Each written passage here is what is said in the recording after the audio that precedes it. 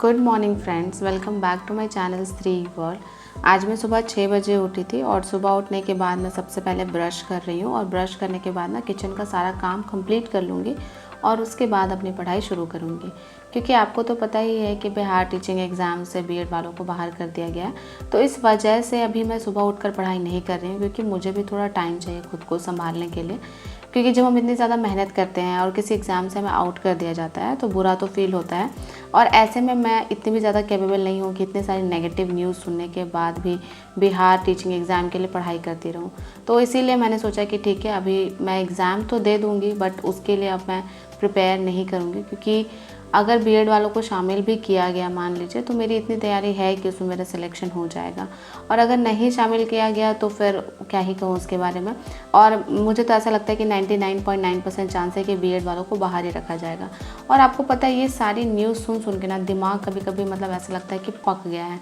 मतलब हर कोई यही कह रहा है, स्टूडेंट्स जो हैं वो लगातार मतलब धरना दे रहे हैं, प्रोटेस्ट कर रहे हैं, बट उसका कुछ रिज़ल्ट नहीं आ रहा है। और कभी कभी ना इतनी सारी न्यूज़ नेगेटिव जो होती है उनको सुनने के बाद हमारे मन में बहुत ज़्यादा नेगेटिविटी आ जाती है और हमारा ध्यान बिहार टीचिंग एग्ज़ाम से कहीं हटता ही नहीं है। तो सोचिए कि जिस चीज़ के लिए हम कैपेबल हैं भी, वो चीज़ें हम कैसे देख पाएंगे जब हमारा ध्यान एक एग्ज़ाम से हटेगा नहीं।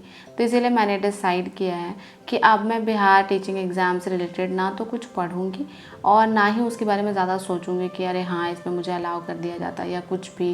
क्योंकि देखिए, क्या किया जाता क्या नहीं किया जाता ये बात की बात है। और मान लीजिए डिसीजन अगर सुप्रीम कोर्ट ने लिया है तो सुप्रीम कोर्ट ने कुछ सोच समझ के लिया होगा ये डिसीज़न। क्योंकि अगर हम अपने सुप्रीम कोर्ट पर ही भरोसा करना छोड़ देंगे तो सोचिए फिर हम कहाँ जाएंगे। मैं आपको सच बता रही हूँ, अभी ना मुझे किसी टीचिंग एग्ज़ाम की तैयारी करने में भी डर लग रहा है। बहुत लोग कह रहे थे कि दी आप EMRS के फॉर्म, देखिए EMRS में मेरा सब्जेक्ट कॉम्बिनेशन नहीं बन रहा है तो मैं उसका फॉर्म नहीं फिल कर सकती हूँ। और ना मुझे बहुत डर भी लग रहा है कि अगर मैं किसी और टीचिंग एग्ज़ाम की तैयारी करती हूँ और फिर कुछ रूल्स चेंज हो गए तब फिर क्या होगा, क्योंकि मेरा केमिस्ट्री के साथ बायोलॉजी तो है नहीं। तो ये सारे जो हैं डाउट्स मेरे मन में हैं। बट इन सारे डाउट्स के साथ भी मैं सोचती हूँ कि हमारा जो सब्जेक्ट है वो हमें अच्छे से कंप्लीट करना चाहिए।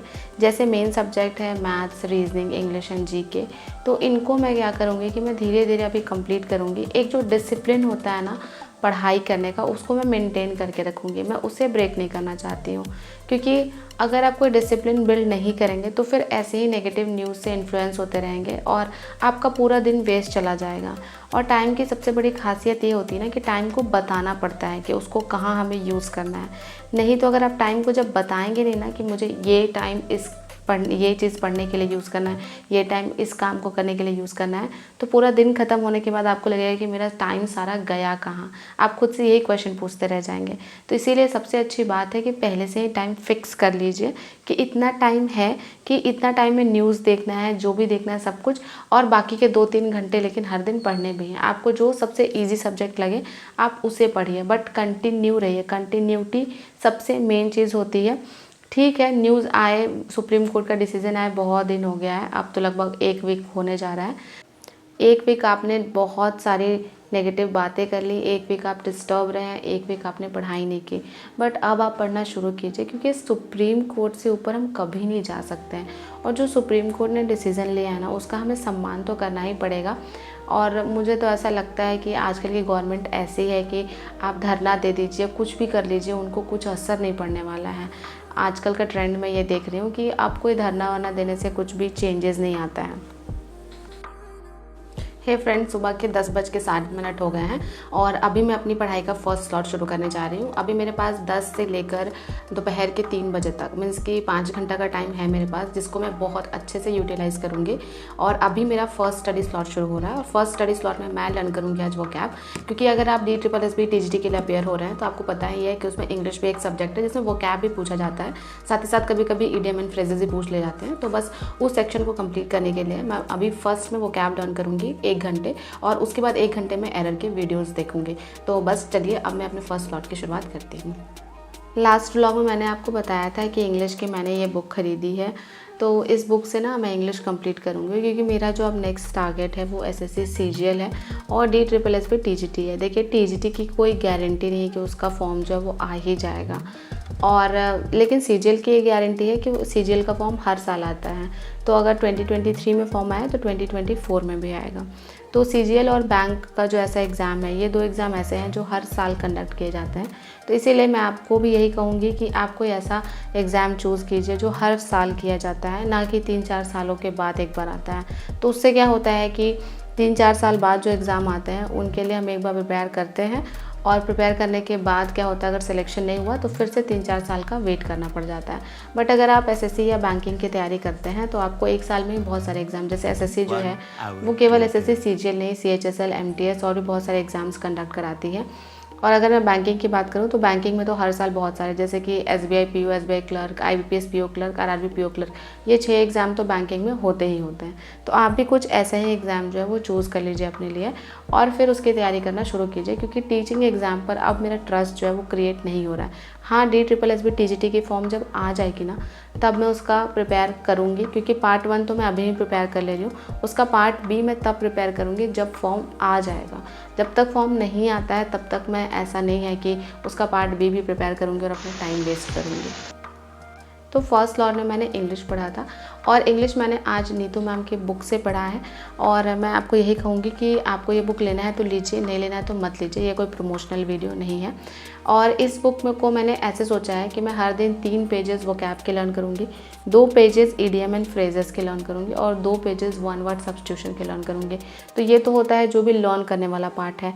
और हर दिन मैंने सोचा है कि 20 से 30 एरर जो है वो सॉल्व कर लूँगी। तो एरर सॉल्व करने के लिए ना मैं निमिषा बंसल की क्लासेस देख रही थी। निमिषा मैम बैंकिंग की टीचर है, तो वो बहुत अच्छा पढ़ाती हैं और उनका मुझे समझ भी आता है, तो इसीलिए मैं वहीं से एरर सॉल्व कर रही थी। और अभी मैं सेकेंड स्लॉट में पढ़ रही हूँ मैथ्स, और मैथ्स के लिए मैं केवल प्रीवियस ईयर क्वेश्चंस प्रैक्टिस कर रही हूँ। ऐसा नहीं है कि मैं मैथ्स को अच्छे से ढंग से नहीं पढ़ूंगी, क्योंकि अब मुझे सीजीएल जैसे एग्जाम को टारगेट करना है, तो मैथ्स को एक बार मुझे ढंग से पढ़ने की ज़रूरत है। तो उसके लिए मैं देखती हूँ, मैं 1-2 दिनों में कोई ना कोई बैच परचेज़ करूँगी, अगर तो आपको ज़रूर बताऊँगी। यहाँ पर जो मैं मैथ्स पढ़ रही थी वो थे, ये कोई रोजगारविद अंकित के टीचर थे, पता नहीं इनका नाम क्या था, मैं भूल गई। और ये एसएससी सीजीएल टायर 2 के क्वेश्चन सॉल्व करा रहे थे। तो मैंने सोचा कि चलो हर टाइप का क्वेश्चन बनाना चाहिए, तो बस उसी को मैं सॉल्व कर रही थी। और मैथ्स बनाने के बाद तो अच्छा फील होता ही है। और एक तो डाउट मन में रहता है कि हाँ चलो, अगर हम जनरल कंपटीशन के प्रिपरेशन वाले मोड में जाते हैं तो वहाँ पे क्या होता है ना कि हमें कंटिन्यूअसली पढ़ना है, आपको मॉक लगाना है, क्वेश्चन सॉल्व करने हैं, फिर उसके बाद आपको जो अपना कॉन्सेप्ट है वो भी बिल्ड करना है। तो ये बहुत सारी चीज़ें उसमें करनी होती हैं। तो कभी कभी ना मुझे ऐसा डर भी लगता है कि पता नहीं मैं कर पाऊँगी या नहीं। जैसे अभी तो मैंने शुरुआत कर दी है, बट अगर मैं बात करूँ एसएससी सीजीएल 2024 की, तो इसका एग्ज़ाम नेक्स्ट ईयर ही होगा, मे बी इन मई जून। तो मुझे लगता है कि अभी से 8-10 महीने तक मैं इस रूटीन को सस्टेन कर पाऊँगी या नहीं, इसके लिए मुझे अपने ऊपर डाउट होता है। क्योंकि कहीं ना कहीं मुझे टीचिंग एग्ज़ाम बहुत ईजी लगता था और मुझे लगता था कि चलो ये तो हो ही जाना है मेरा, बट इसमें मैं कंफर्म नहीं हूँ कि मेरा इसमें एकदम सिलेक्शन हो ही जाएगा इतनी तैयारी करने के बाद भी। पर हाँ, मेरे वॉल पर ना एक कोटेशन लिखा हुआ था कि टेक द रिस्क और लूज़ द चांस। तो मैंने सोचा कि नहीं, मुझे रिस्क ले लेना चाहिए, क्योंकि रिस्क नहीं लेने से तो कम्प्लीटली है कि नहीं मेरा सिलेक्शन नहीं ही होगा, बट क्या पता, हो सकता है अच्छे से प्रिपेयर करूँ तो हो भी जाए। तो इसी बस उम्मीद के साथ मैंने तैयारी तो शुरू कर दी है। एक्चुअली मैंने कभी भी ये नहीं सोचा था कि मैं वापस से इस जनरल कंपटीशन वाले मोड में आऊँगी। मुझे लगता था कि अब मेरा टीचिंग ही फील्ड है, अब टीचिंग ही फील्ड में कुछ ना कुछ कर लेना है। बट टीचिंग में तो आप देख ही रहे हैं, अब झारखंड को देखिए, उसने जेटेट को केवल अलाउ किया है, तो झारखंड वाला तो कर ही नहीं सकता। और प्लस झारखंड पे ना मेरा बिल्कुल भरोसा नहीं है।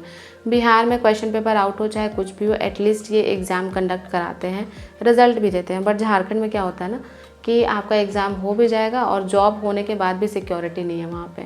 कब वो हाई कोर्ट में केस चला जाता है और कब चीज़ें रद्द हो जाती है, कुछ पता ही नहीं चलता है। मुझे लगता है कि मैक्सिमम स्टेट एग्ज़ाम का यही हाल है। इसीलिए मैं आपको यही कहूँगी कि इस बार अगर आपको फोकस करना ही है, एनर्जी डालनी ही है, तो स्टेट एग्ज़ाम्स पर मत डालिए, सेंट्रल एग्ज़ाम पर डालिए। और मैं आपको यही कहूँगी कि जीके को आप छोड़िए मत, क्योंकि अभी ना फ़िलहाल में आएगी रेलवेज़ की वैकेंसीज़। तो अगर आप जीके अभी छोड़ देंगे तो फिर वहाँ पर आपको दोबारा से मेहनत करनी पड़ेगी और फिर आपको लगेगा ना कि काश मैंने पढ़ लिया होता जीके और थोड़ा, तो अभी रेलवे की वैकेंसी में जॉब मेरी कंफर्म होती। रेलवे की वैकेंसीज़ तो आएंगी ही, ये 100% कंफर्म है, क्योंकि 2024 में लोकसभा इलेक्शन है और साथ ही साथ 2019 के बाद कोई भी रेलवे की वैकेंसी आई नहीं है। इसके बाद मैं थर्ड स्लॉट में जीके लर्न कर रही थी और ये ऑफिसर्स एकेडमी के नोट्स से बहुत लोग पूछ रहे थे कि ये आप कहाँ से प्रिंट आउट करवाई हैं। तो मैंने ऑफिसर्स एकेडमी के नोट्स प्रिंट करवाए हैं, क्योंकि ना मैंने ऑफिसर्स एकेडमी का बैच लिया था बिहार टीचिंग एग्ज़ाम के लिए, तो उसी नोट्स को मैंने प्रिंट करवा लिया। इसमें टोटल 7000 क्वेश्चंस हैं, तो उनको मैं कंप्लीट कर रही हूँ धीरे धीरे, क्योंकि जीके में अगर आप 10,000 क्वेश्चन लर्न कर लेते हैं तो मुझे लगता है कि 10,000 क्वेश्चन बहुत होते हैं। हाँ, 10,000 क्वेश्चन लर्न करने के बाद आप आगे भी कर सकते हैं, ऐसा नहीं है, जिनकी कैपेबिलिटी है वो कर ही पाएंगे। पर फिलहाल तो मेरा टारगेट यही है कि मैं 7000 क्वेश्चन को कैसे भी करके जल्दी से कंप्लीट कर दूँ। तो फाइनली आज मैंने लगभग 6 घंटे की पढ़ाई की है और बहुत अंदर से अच्छा लग रहा है कि इतनी सारी नेगेटिविटी होने के बावजूद मैंने जो पढ़ने का डिसिप्लिन है उसको मैंने कायम रखा है। और आपको भी यही करना है कि आपको जो पढ़ने का डिसिप्लिन है आप उसको कायम रखिए, नहीं तो फिर आप बाद में बहुत ज़्यादा रिग्रेट फील करेंगे, क्योंकि पढ़ने की आदत ना बहुत जल्दी छूट जाती है। आप अभी से 10 दिन नहीं पढ़ेंगे ना, आपका कॉन्फिडेंस डाउन हो जाएगा और 11वें दिन पढ़ने के लिए आपको बहुत ज़्यादा मोटिवेशन की ज़रूरत पड़ेगी। तो इसलिए मैं आपको कहूँगी कि अभी आपका लिंक बना हुआ है तो थोड़ा थोड़ा करके पढ़ते रहिए हर सब्जेक्ट को। इसके बाद मैं बाहर आ गई थी, क्योंकि ना बारिश का मौसम लग रहा था, तो मैंने सोचा कि चलो कपड़े हटा लेते हैं और थोड़ा सा मैं छत पे चले गई थी अपना मूड फ्रेश करने के लिए। और ये देखिए, ये ना ऊपर वाला छत है हमारे घर का, यहाँ पर मैं बहुत कम आती हूँ और अभी देखिए बिजली कड़की थी, इसलिए मैंने ऐसा एक्सप्रेशन दिया था। तो अगर आपको आज की वीडियो अच्छी लगी हो तो लाइक कर दीजिए, चैनल पर नए हैं तो सब्सक्राइब कर दीजिए। मिलती हूँ नेक्स्ट वीडियो में।